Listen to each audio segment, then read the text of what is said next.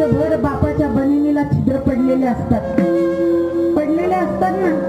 तुम्हाला बाप झाल्याशिवाय बाप करणार, तुम्ही स्वतः बाप झाल्याशिवाय बाप करणार नाही. बापाच्या रागामागचं प्रेम जाणून घ्यायला आधी अनाथ व्हावं लागेल, तेव्हा बाप कळेल. बापाची सावली काय असती?